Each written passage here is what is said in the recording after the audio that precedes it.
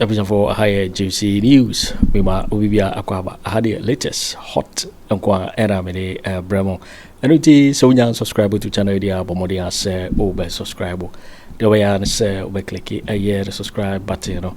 Na wabele notification no. We understand video fufuru bi be upload no. When the first person sa ebeka sa video afi we na like video no. Give us a thumbs up. Na fe shema wo fufuro na wenye bi hwe na wo hu ensem ekoso wo Ghana me mu hanom afe ye hwe ye ensem abeto ye no so yenti sa report ya ababeto dwa sansem mu yenti 4 days or so enya truck bi be say si crew back we for gumwa awomel truck no be break it down wo ho ba mebulu na wo ho no omo hu say cable si bi nya ya de shegua ho akasi pa no bi go so I break it down wo you know ko bi sa o say cables no mate e wo radio so nya de say aban nyoma bi ayira ne ade na we ne kwan nse nchemu na driver no ne mate for no de ma won anya omo de ntomo for police force omo meke na police for ne ade pa omo ba no omo ni ECG for na e ba ECG for no be say no mo say cables we die cables are ECG and they use to Ghana. And you know, was some young but no na driver no ankasa de oni ho ye tika na say njo kofa your friend is saying fit any man abeke. And you know, police for the way be on, but almost a way be on also no. Na baby I say no man call baby and no man nam no police for say that be suspicious. And you know, almost a mate for na was no at the Omoko police station. And so we yama driver na kasa so by oba no ni fiteni na nam. Omoto to na no na no so nhyɛ dan ko yi. Nti no driver ni ne ode ne buy on no say oye fiteni no so e ka ho. Na ye de omu nyina ekogum. And the police for go so mu ye hwehwɛ mu. At ECG for na kyerɛ so mu nyoma ye pese ye tumi omutumi kyerɛ mu sɛ nyoma we efiri ha we need the man ya de kwa ansana but police affairs national security so almost remember na omo investigation that wadawuma sa electricity company for no buy ne omo free omo fi swedro yes omo fi agona swedro and omo so omo ko fa no electricity for no baby sa omo so ko fa warehouse bi watema omo ko fa no mo nsem na nsisi so yenka so omo ye bibia ye but won say no ye ka ECG no ma ye and to wo ka wasem na asem ni nsisu a e wo say otumi nya we be lecture say ya fa no ma we fi warehouse ha ye aban ni oma ye de kwa ha but wo bi so omo say no mu di sistema omo de kwa takwa na wo kwa takwa no be pie gomua say nsisu enti no ECG for ndo ma say no ma na ye omo ni oma omo ni oma di edwuma ni be nya no ma individual the adwuma de send the wire if you a high tension on maybe and you know omo police for no eguso omo ye hwehwem now look parliament sa electricity ECG and cables are about tema you say 2000 and over we no sa ko TTTB but yeah sa ECG niema ba mo kraba ye ebedu tema ye se ye 3000 minister say 2000 ye chile afei abedu 1003 aya bebe bonwan eyin koma ko sisei ebe na mo parliament former board chairman ECG board chairman ebeche mu say sanoma we ono so be take over no na nyoma bi akokɔ so nti na o say yen hwehwɛ mu na yen nyina ye kabom ni yen hwehwɛ yen bring the idea way to a conclusion in fact eba me yeshu say o say o mine you just go through o left pocket now they say right pocket mo and no just when you go daddy we like me 20 Ghana if you me bottle back mu dia check bottle back mu ti na obi amehwe ma yeyi na so we ka o problem so na we che mi say aban kran nyoma na aban agi aban duty na aban antua duty ama aban na aban ato aban nyoma na ma aban like me green and as aban ato aban nyoma na ma individual na mame sanka ba kokora nkyerɛ aban was secondary school ena aban asopra light ediaba aban school na secondary school no ya aban dia no sa aban ntwesika ama aban adwuma electricity company na aban akotwa wono ane light yes ai bra won agentia me Kennedy Agyapong it can be to look extreme but those agentia o kan se dey amene ne ya adwinyo mementi enwo be bro amenti asio aban akokra ne oma omanya nitu emma foreign company you man tax holidays e by kumha the yet ade ye pen sen edwuma ye nje tax 10 years odi 10 years ni ria na wa ton company na mani nia ba ko se only company no ye edwuma no we nya scanty company ona bu se woni masemi company ne ku enti no ono de wasesa ne no free Ghana na wa ton company na mani nia na no nia ba register so afi na maba Ghana me be company wasesa din no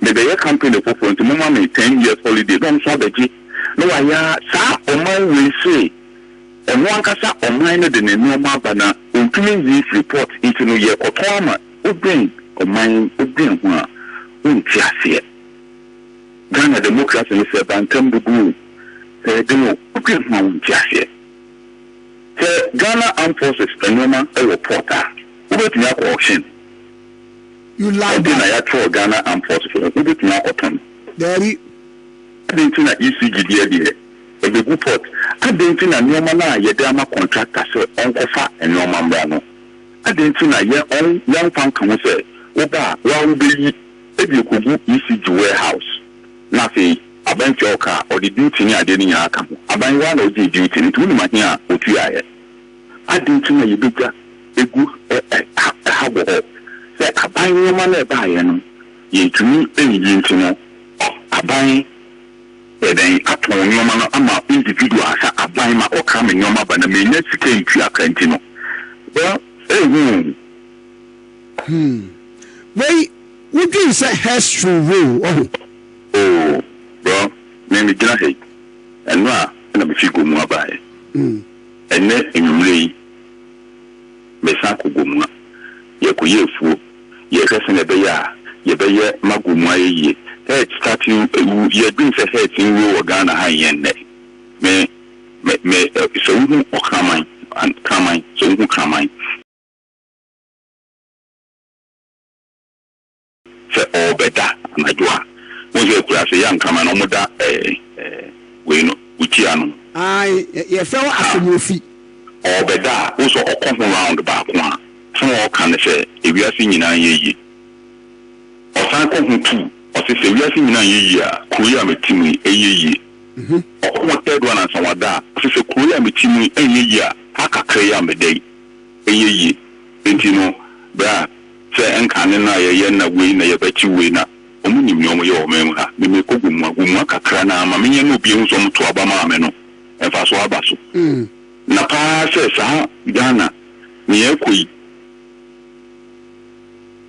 ubi nwa wonti ase ada awon ko pa ba ni won se ana oba ni obi se yi na bra na me start kasa okum ha ye ne ache makasa nti se mo ma me nkoye adwuma ogumu na me fan na ebia enu na be mo obi so ehu se se ye be yi no no so nkoye bi na pa se ye start to even news wo Ghana ha kwa me nkoma time Ghana ese ne chia na da so ti afi na ye be kasa when you busy yeah also you busy me na afi na ye be kasa Kweku ba kom start ye ne ye kodu ebro na prisoners na omuti osam kom prison na omu ye ke no ye de omo ba to say na Burkina for de omu ye farm no ye no mu ko yen hye ye nko ye fu Ghana omo ye ti say ye se Burkina Faso fo se omo nkra eburu ma omo export eburu na ye tu meka ko ho se ye ko pa omo chew Ghana adenti na Ghana wo se ye kra eburu fi Burkina wo ba me kwan so amampon ha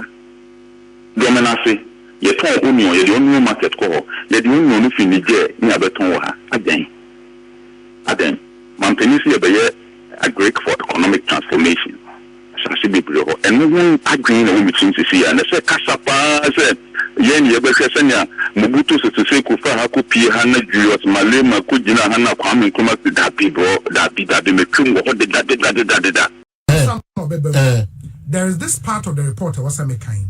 Key findings, almost a possible theft and auction of ECG containers. The committee in the report. Bobby, let me read this quickly. Number one, the committee noted during discussions with staff of Mains Logistics Limited and Dawat's Bond Limited the issues of possible theft and auction of the containers owed by ECG. The committee further observed that the prolonged stay of the containers at the port exposes the contents to all forms of security risks, including theft and expiration, among others. During the committee's visit to the Tema port to ascertain the actual number of containers, it was noted that a number of containers had been opened and some of the items removed. Into committees of port, not containers, so that. Customs regulations allow the auctioning of uncleared goods listed under UCL after a specified period due to unpaid duties or abandoned shipment. We see another very important point. Were there any auction? Because say uncleared goods a good port at auctioning because we need to find out that. Yes. Oba be container no container ya label so ECG. Yes. Ade na auction container.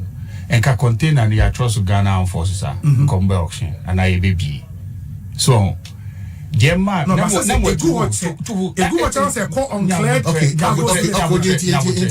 Because equipment the material yes. To me fanko wire fee. Sound to me use area. And Yamana ECG using a high tension, a high voltage, low voltage in Yama. And ya dear an individual betting me a fan or Casa or Yede or Kwaku Yusu on the fee. And then I will be so question to every say. ECG near by yes, cast house no so yes, by container ya trust Ghanaian forces are into UCL. Obe auction. The law allows it to be auctioned. To be auction. Munina Muye, friends, state agencies. The same state agency. Yes. Maybe you not even prompt the state agency. Unim. Say, Mamika send me to Mamika didn't tell me now because ECG staff be brain framing and then I mean, eh. My friend said, no, friend said, we will cry do that to a papa to say, on our own casa, on our own casa, we mind. Yeah. Min ko baby I'm okruma. Mi jaye jumai kokonsa bebre ba say we gane and na wayesi no krenya meaning krum ha na me wo. Min ko baby yes. E yawo ana e yawa e ha misisia e de committee e de ayemi. Were you spoken to as part of investigations? Obia frame. Letter bia mame ho. Committee now. No. I'm saying that for a fact. Say me Wogana Kruma. But the committee spoke to directors. Yes, of course. That's and you were not part. Are you sure? I am. I am. Yes, maybe I may. I've Busumu and I mean, my 19th April. My name, my main can't say. Me mammy swear by me, my waka baby. Mr. She committee bia frame. Ka committee ni frame yanka unia me yi me yem because Ghana na never saw here. Me ye jumai for 2 years and 4 months. Me record edaho. The company hasn't seen this kind of growth in 2 years and 4 months. Yeah, but that record no flies in the face exactly. of the revelations by the committee. In this so that is why what were they supposed to do?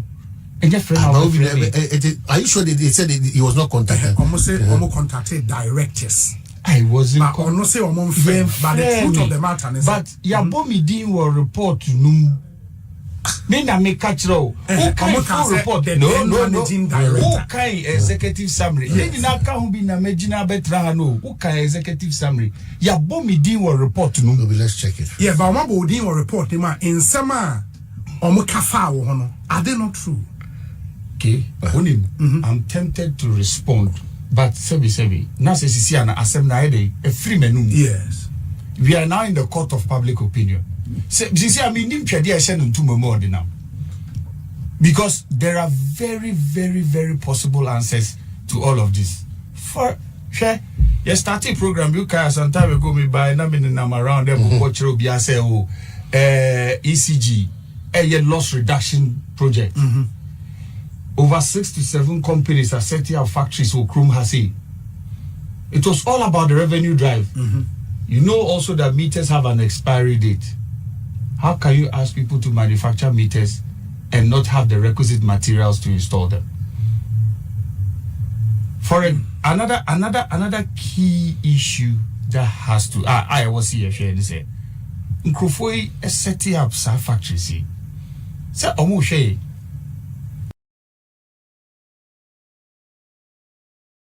una ni omo akasa and as you see my revenue cost and I can say who say meters and we had an ambitious drive, a very, very ambitious drive, say you're replacing almost 6 million meters. Okay, mass meter replacement.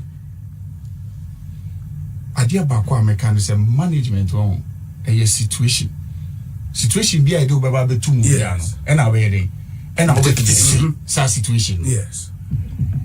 Mike Tyson baby say you always have a plan when you enter a ring until you are hit on the nose. Obia bo so that when it start to say wasuni na utia basa me boni me bisa say Cecilia me pie free say no be the bomb trima and then the committee no, but the committee about more conclusion based on something. Number one, Obi.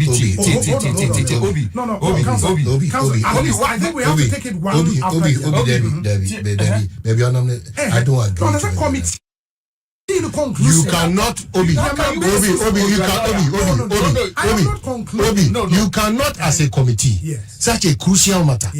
A person like a former MD, that more can ask him more report. Then the member says, "What can ask him on report?" How do you say that you didn't contact that person? No, Minka said, "No, what's on contact?" Yeah. What I'm saying is, in the report now, they never stated anywhere from my contact him. On Oswajiatum say he was not contacted, but we have to still interrogate the issue they raised about him. And only as America. And America say, Cecilia no here. We can agree to disagree and have a hypothetical conversation around this matter. Fine, I'll agree. Yes. But assembly say, Cecilia dear omwaye no. Cecilia me na me di assembly echi. Assembly na yede edi mi kan. First things first. Fanese wa toka free America. Amana bedru krom hasi.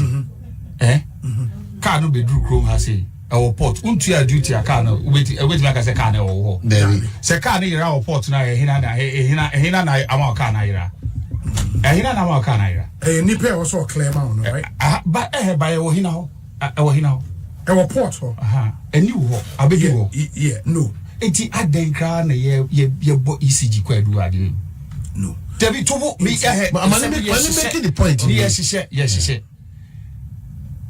international logistics supply chain enya agro ubo container number Cecilia obehu be container no fanese wa ship o kai free abrochiri ba yes ubo container ni Cecilia betro be ship no any how many days e ba be dru ase beautiful thing is say container numbers ni bibia o what you say yes let's situate the container issue very well, because if you container issue no and I didn't semi ni na eba because in some mienu miensa bi to me they are all mood the whole oh so car procurement asem baako and from procurement I think this is just basically two. Yes, there is the containers, there is the procurement breaches, and then there is the haftel inside. Okay. Yes. But you see, again, a lot of things were rushed.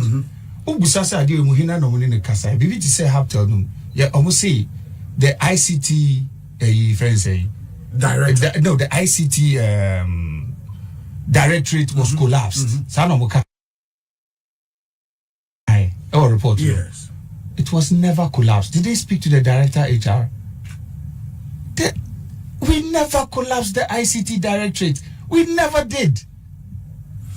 But maybe you found one after the other. So, no. I was just prompting one or two things for you, which are some levels of inconsistencies in what I have read. But I felt, look, if we wanted to do a holistic job, they should have spoken to you. They should have spoken to me. Because situationally, all of these conversations would probably because Omanka Bibi, Tamamitika, Osi Adewe, Inki Bohun Komo year in Fitiasena, and Kabia, and then say, ye Kuru Hakra. Sebi, ye nae nipa, Oman Ghana near some. And yes, Baba Katami me boapa, you bisu, and answer me boni bisu. Aden, me deep boni will chrome has a pa. Nasa was say ye bibi. I don't know me subjecting me who say ye bibi. Okay. Because ye the Juma mammy say, me nyadie. And I make catch or say record of ECG. Oh, Cecilia Akoban they say all of a sudden, Obia Refi, say ECG the non managing directors be all Bibia Bibia Sad week, you know. The committee obtained 2 letters dated 20th October 20, signed by Samuel Dubik Mahama, and another letter 5th April 20, signed by Kwame Agyarko, addressed to the Ministry of Public Enterprise for assistance in securing approval for ECG to undertake procurement in accordance with established commercial practices. Prior to this, Mr. Kwame Agyarko had on 20th May 2021 and 10th March 2020 addressed 2 letters to the Ministry of Finance seeking approval on the subject matter dated about. And only now on. Go and look for the definition of public funds. PPA is not blanket. Look for the definition of public funds. Whenever you are about to come into public funds, you have to do this. Yes. But more argument, more contention, they say you don't use. It doesn't use public funds. I.e., Sika from the consolidated. Yes, funds. You don't use government subvention to run.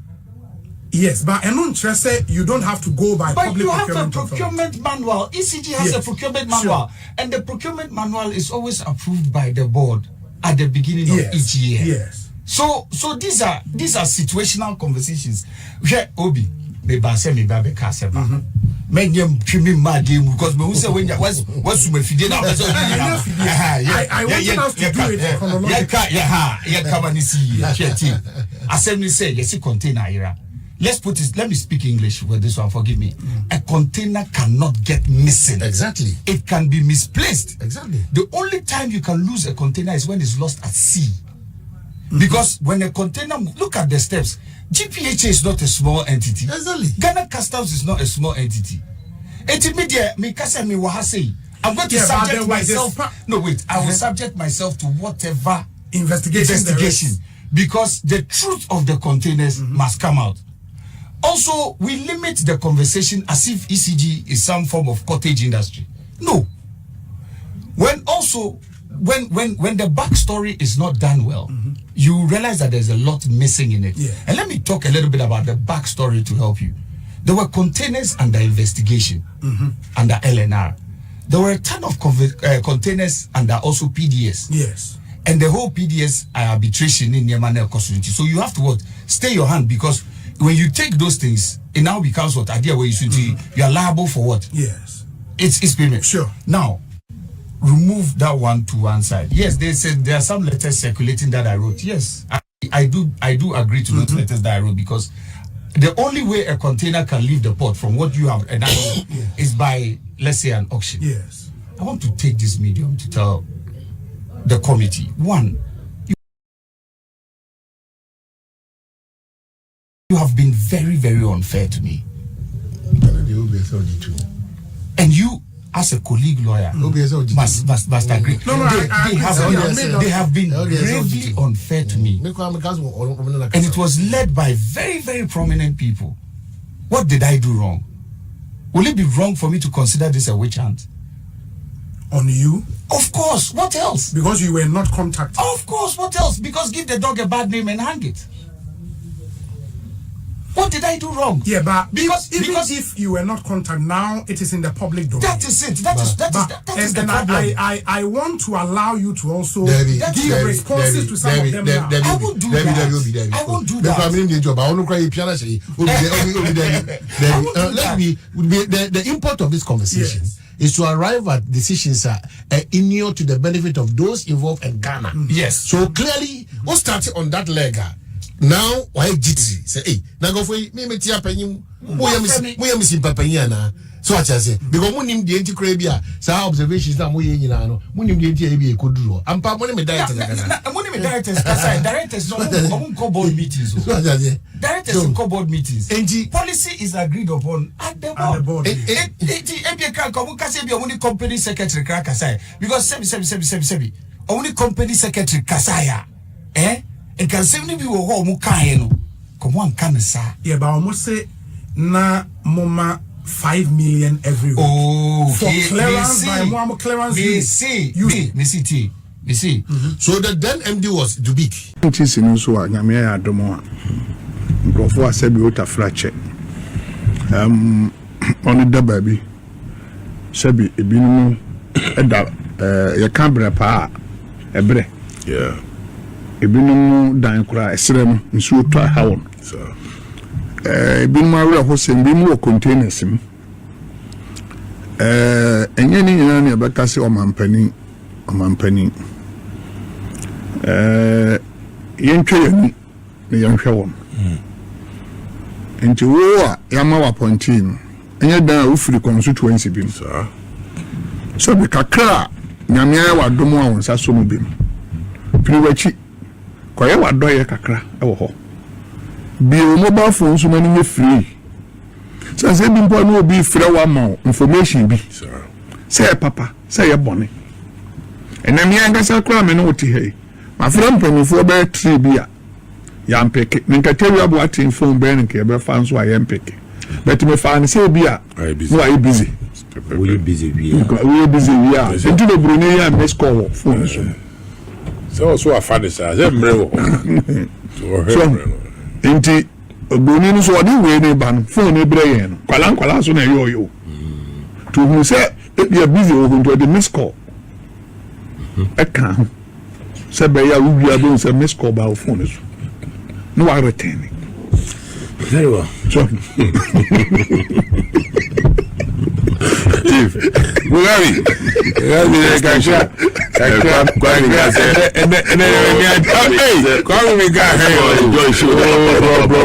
bro that could be a story so Mugabi kakra me beka senior man say me won say eno no sebi party ne de obi aso a party no ni a ozo free baby enye nipa nyina wo ka asem bi and wa mama ni age ene pa minim kwa me fa so ma wani ji na mehwe fa sa akwa no so ama wo so ni achi osi enye yenyina na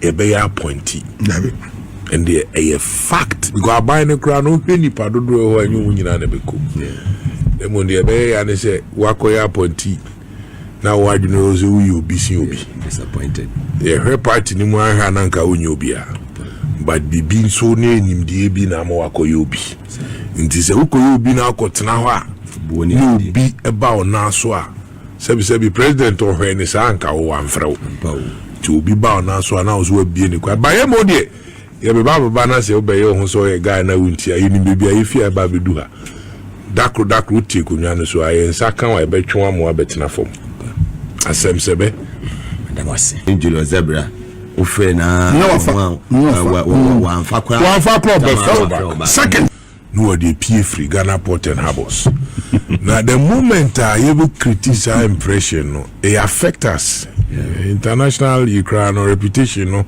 it was anything because if you have a port a war customs any preventive exercise omo boho ban you make sure say adie bia e wo ho a wa import aba no the necessary process also come no ubefemu no na impression bia ba say e ho no as a tomato bi to me wura ho no aso a kakra no de piepe na ma a raise alarm bia enye necessary muga the America say say this whole saga no so we minima then you appreciate the cartel is bigger than the white powder that people do.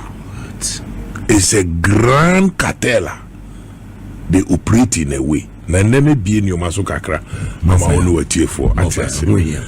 Mugabi say ye kase obi obi kra ade free amanoni aba emfa ho so ye ECG ana we Mugabe ana ye Kyeremanteng practice I wo ho mra da port na ye de adwuma ne se obi kra ade ni fi abrochiri ba ewumu first 21 days no so tumbo modern anka utumi take delivery of the cargo. However, 21 days no want to me take care extended 60 days. After the 60 days, you know, went to me and Nisa cargo no, i.e. container, car, whatever you want to call it, it becomes a state asset because the state will confiscate it. Now, come on, I didn't say, I'm who be a dream ni wa. Ye de be frefre mu na akrofu bi o moti nchen o mo ho brofu ye se technocrat. Brofu was your businessman, was your importer. Na san akrofu no di dream. Me de aba be share me nature ma ya ho se de be politics. Anti ye tu ye ho si was a politics na na ye be there. Ye be ye.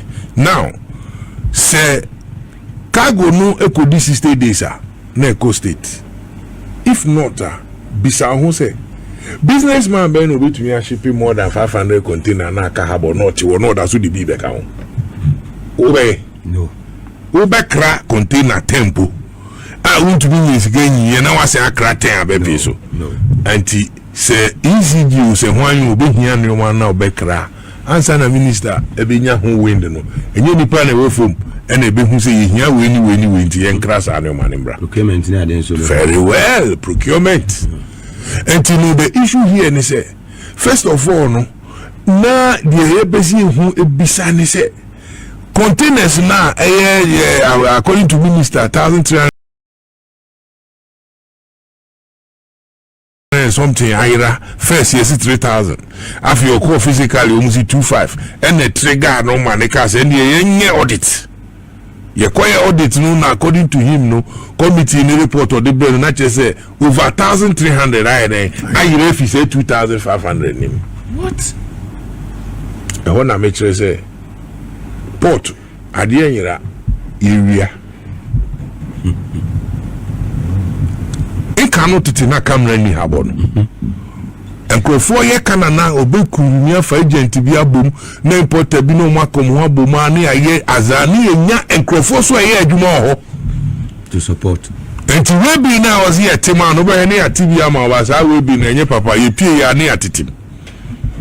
And no ye krono. Now they see establishing say I'm a person ECG for mo anka so mo be bio mo anu tom.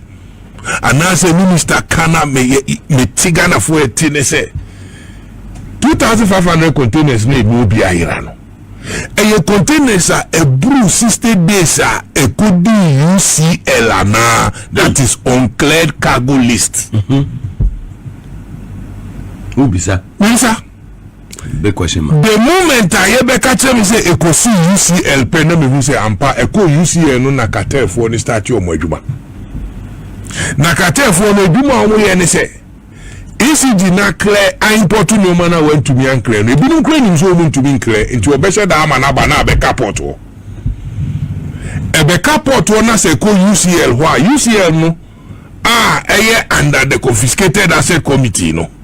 Sa no ekowa na omo akwakoye kana na say oh ade no Mugabe beba nti Mugabe ba bo hyen no na nko Mugabe ho eko Mugabe ho a Mugabe gia na omo so akọ no ayede no akwakoto Kyeremanteng nti Mugabe ba beto 1,500 no no ba beto Kyeremanteng in this case ECG at a cost of about $200,000 or $300,000. It's a serious matter that if it's not addressed okay say maybe containers ka habo ISA Ministry of Health. I ain't in as containers no you to me and penifo beka say more free am say na 2-4 kwade na no to mu ni ade ansana yes very well that time now I think you know cool boys and they health or something is it Harris there be back when the COVID mine. Ajima man. Yes. Now, Argentina, a hospital containers, you know. etumitina port wa ni bi obi ayira no mo sande bi ekoye because hospital kebu no de yenya India ni manento yenya infantini manento yenya businessman manento yenya kopa e manenane enti emu bi eguho but when I'm say omo inside when I got some business a woman no they follow up and make sure say those containers either is being allocated or is being auctioned. But the problem is not even the allocation or the auction.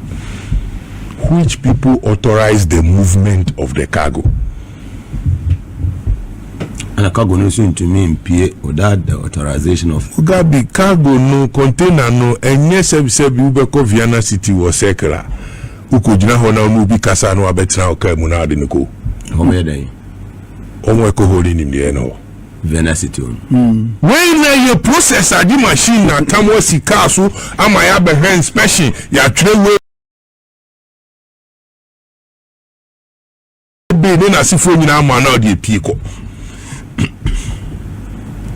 entino say ye na say makwan you say social media Egrofobia a container no the butterfly afemu na manfo ye the politics any sifo na ewe bi enye politics asemo a serious issue. It's a serious matter. Nane na umbisa ho say ECG so ya ban adwuma obi mini Mugabe se ne papa mu a se ne papa mu a se ECG akra de aba na kwan bi so no wantumi entua ne duty ECG pa senti abide ne sa to ade ne so na ECG ne hwade na ban authority so tumi ye ocean na sa nyoma ni so individual bi ntumi yusu gise ECG ana Greek ana VR ya imagine na nka sebi wadwuni nya adwuma kra na amanoda sumu na so na nke ye koton a wanom ne ye from first ya ECG for na wo koton ama individual no o che power basa de be ye adwuma eno na ma indication street say e nkrofo bi eni da ho bonese container na ba bedukura na de yentwintwan so a na mboro sa 60 days no e buru sa 60 days na be kwa kodi abansem once a minimu omo a e wo sa e ho na omo no mototo ne o ma no ibesi akire ni ene omo akokeka sene beya ye kase Mugabe ni endi amawa na Mugabe ni abo adon di amawa ya bonu donkomi fani 200 udi piepe enye wanwa se ECG no ni sika se ode be clear container no obi fa kwan su di pia bontindi obenyi skato na ECG nye nipa na ye adwuma ho anytime there is a human institution no bone koso wo yi njozo obi e wani wo serious Mugabe na enye honkoa e continue say the confire ya chinu ne eboni din ana cha manye sa na mo ye nche odi ase ezi wo ne ho son e futo kakre bi ene wo mu a eko e de mase ene me ni je minister se ewi national security for ye adwuma na nipa 40 I container be 40 akopie baby obi ni ani na ho abasem Ghana fo so ho asem beba na minister se na wadi nkan ka so wo ma obi a mfefi emeka ne ho no ye be sire ni a kire se adwuma bra sacrifice ankrofo ayansa na National Democratic Congress wo be winner John Dramani Mahama be president no enye John Dramani Mahama asemu eya manfo ni bre video mu moja life and death anajuna grofo nam ni na ne yakabo ano ana di nkunindi are e di aba Mugabe entra fence mi so MOB enfi se onu no no du ni Mugabe si mi chief binding de enye kura no be ka she mama Mugabe because onu no ni Mugabe e ho de enye djuma kwan ya ye be fa so a obiara ni sawom melano ni CPPU NDCU MPPU SYZU obiara sebitafra che odi sa enimguasie we edi bro man nana no o se pa ne hontuma sende beya ebi wo ho wo fom o modwuma ye no when kosro mane men kra no abehia obi wo so but omu na prepare say adwuma no e di free from ho e di basro no they can all also desist from behaving like this nene na saying ye ba power ye si dum so and omo de nam no dum so na dum so na dum so Mugabe say dum like to area you to make us NDC ni tie ba be so dem ni Agyarko for there e kenyina. That is the more reason why a big issues be sooner say a national issue where politics no mo kwa ebe kan ebe faso ebe ma de ebi ye betu ye ama se began na phone nyina edi ye no eno ene ye ka Mugabe container no emisi ye nkrofo awia tebetimi ehunu nyina one container kwa mfa babia. The port operation is such that manufri ayi send ebe ko sister dey na sefo na memra fom na onu ati fo Asante ase Mugabe 3000 container ni nyina ECG on the bill of lading wo dey fa ni say atoyem kira to continue manayira ECG ukra bill of lading of every container our import says our bill of lading no e could do national security inside national security we go to me call for the manifest proper manifest from the shipping line sa containers ni nyina no a container was our manifest so wow. In the manifest we pick our container ni ma we know whatever that is in the container wow. Apart from that no once I when your manifest na you say MV Mugabe ship no dey no MV Mugabe ono na this our containers ni nyina ba Ghana no ye be request Steve Doring company or yes TV door eyi containers no say MPS ayebeko MPS ye benya tallies na ehu sa containers no from 2020 when he came from the vessel and when he got into Ghana and which terminal they kept the container. Wow. Now when we get a total of the whole container now, the next step I hear Connie say how did the container exit the port? Bear in mind say here from terminal to terminal I nyesi ku yimi omano Nemo a busy state base in Pontier they call safekeeping.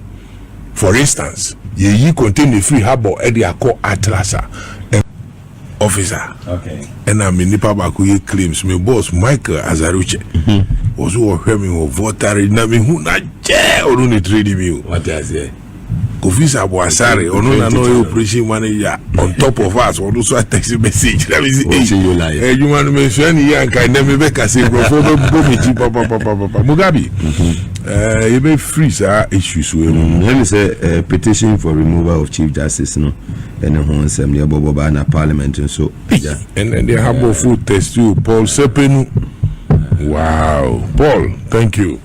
I minia and yes, say asem na bana ye pie because we be fisu ni maybe kanti can be debi. You know what you are talking about. We want Ghana to succeed 1, we want President Mahamadu to succeed 3, we want the NDC to succeed. Yo waiting for waiting and someone about beto yepuno so Mikau say so when you subscribe to channel idea bomodi say obe subscribe now I like video to give us a thumbs up nafi share ma wo foforo so na we be here now and somewhere koso ewo Ghana memo also wait me otchere wadwen afa yes some we nyira ho ewo comment box ni mu mobeti nkabio in my next video. Thanks for watching. Like and share the video. You can also drop your comment. Please don't forget to subscribe. Click on the bell to turn on the notification.